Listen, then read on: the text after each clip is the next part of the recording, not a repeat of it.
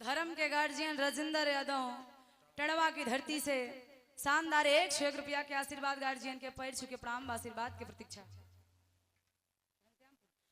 ए भैया माई के भजन हो गई तोरे बाबू के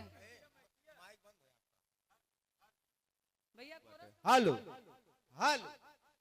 माई बाबू के भक्ति भजन हो गए दोनों जने प्रसन्न हुआ। ठीक बा बड़ा सुंदर बात से गीत सुने के मिलल भाग चला भौजाई देवर धक्का मारा सुनी सुनी अखिया का जरवा मांगाता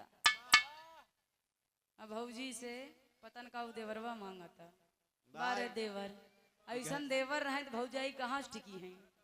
भागिन जाई हैं। घर एक बीती बात बताओ तो इनका भाई ये अपन बात बताएंगे। अरे काका अब ओके तू जान सका था वो जान सका थे कि अपन बात बताओ था इनके दूसरे की तनी सा गुरुजी तो हो कोनो नई की दुनिया के गीत बजावा जोन की आज मार्केट में ट्रेंडिंग में चलत हुई बजा दा।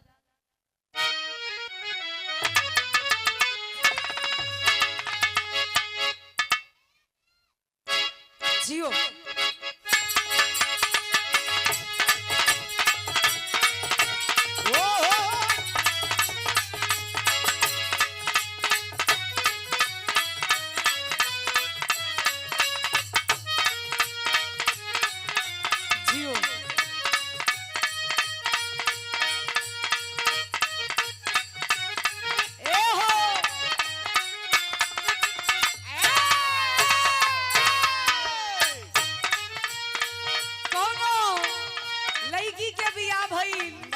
ससुरा में गई देखा कहल गई बा जोड़ा बड़ा भाग से मिलेला और कहीं जोड़ा गड़बड़ हो गई तो बड़ा दिक्कत होला। वो चाहे जथा के जोड़ा हो चाहे साज बाज के जोड़ा हो चाहे गायकी के जोड़ा हो चाहे शादी ब्याह वाला जोड़ा हो लेकिन यहाँ भी आए कहो कि लड़की के ब्याह भइल और ससुरे गई ससुरे से नैहर आई और नैहर आके भौजी से अपने बता अपन परेशानी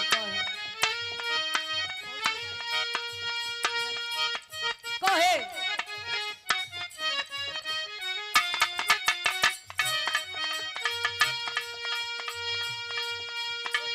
हम पानी सातारा बलमुआ 23 साल के ये कहा था हम पानी सातारा बलमुआ 23 साल के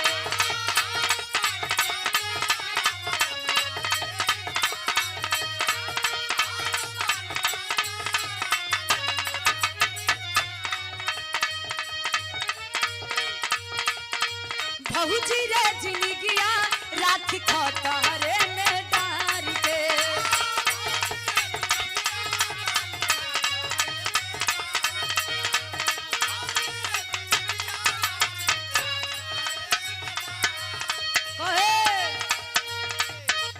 ये कहा था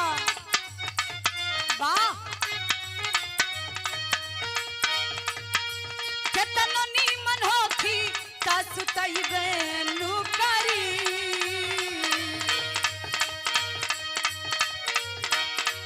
केतनो नीमन होखी सुतई बेनु करी ये तना फरक बा उमरिया में कमरिया का दुखई बेनु करी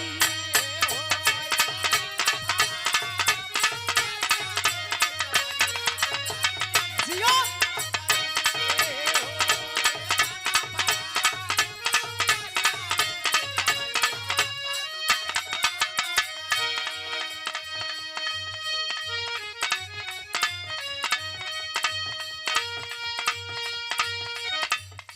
दुल्हन के परेशानी रहल लेकिन कोनो दुल्हन तैयार होखा था गुरुजी घूमे खातिर और कहलस का कहलस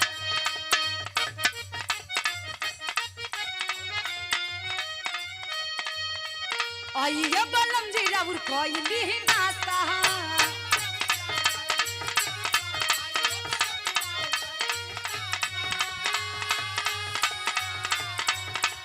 भुजिया पराठा के कोइली व्यवस्था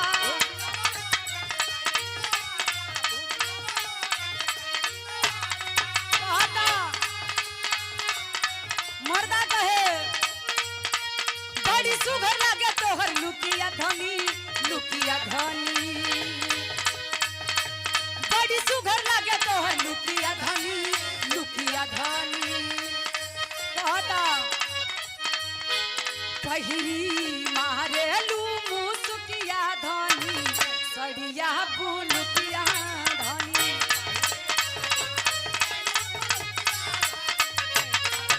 जियो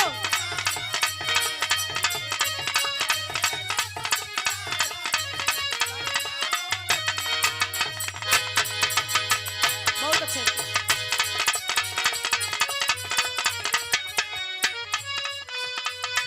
क्या बात है ओहो